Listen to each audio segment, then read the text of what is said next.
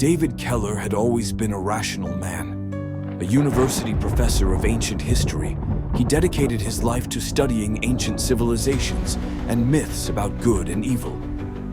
Although fascinated by religious texts and legends of spiritual warfare, he never truly believed in supernatural forces, until everything began to change. He wakes up in the middle of the night, drenched in cold sweat, after a nightmare that felt disturbingly real. In the dream, he was surrounded by a legion of dark creatures with burning eyes, while angels of light, with wings of fire, waged war around him.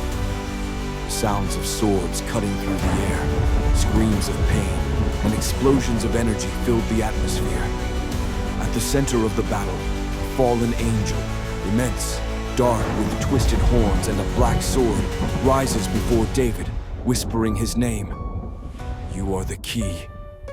When he wakes up, he tries to ignore it, but the visions return night after night, becoming more vivid, filled with disturbing details.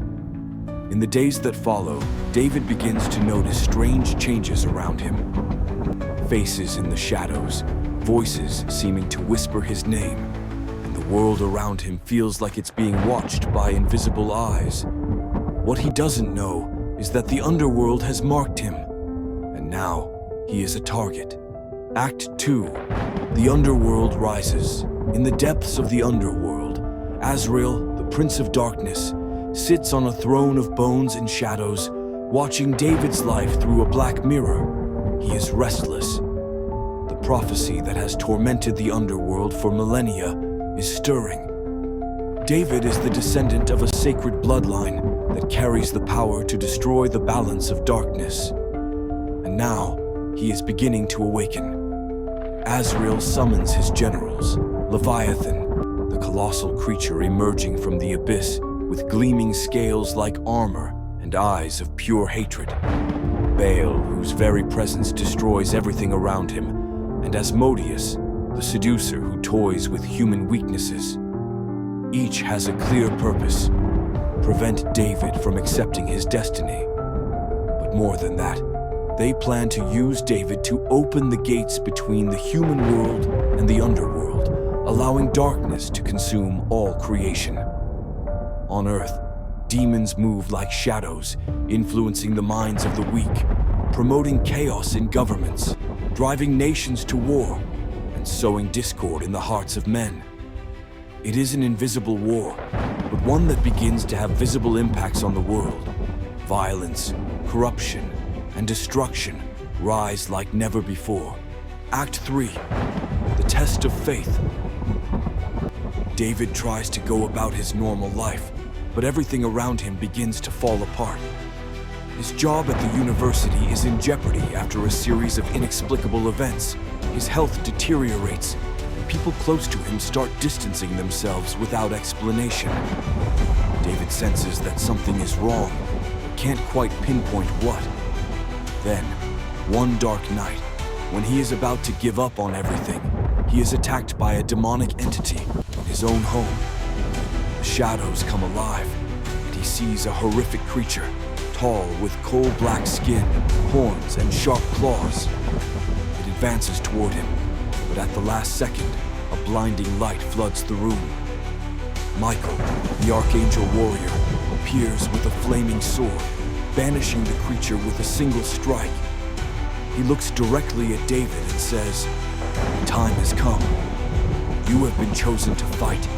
The underworld wants you, but heaven has other plans for you." Michael reveals to David that he is the last descendant of an ancient lineage, marked to wield a spiritual sword, capable of cutting the veil between worlds. But to do so, he must accept his calling and purify his heart of doubts and fears. Michael also warns him that he will face a series of trials that will test his faith to its limits. Act 4. The descent into the underworld. Still confused and in denial, David decides to investigate further. He travels to the ancient city of Jerusalem, where he is guided to a secret cave known as the Gate of Lost Realms. There, he enters a trance and is transported to the underworld, the realm of shadows.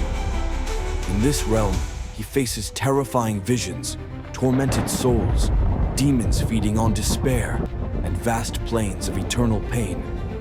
But he also encounters an unexpected ally, Raphael, the archangel of healing, who saves him from being dragged into the abyss.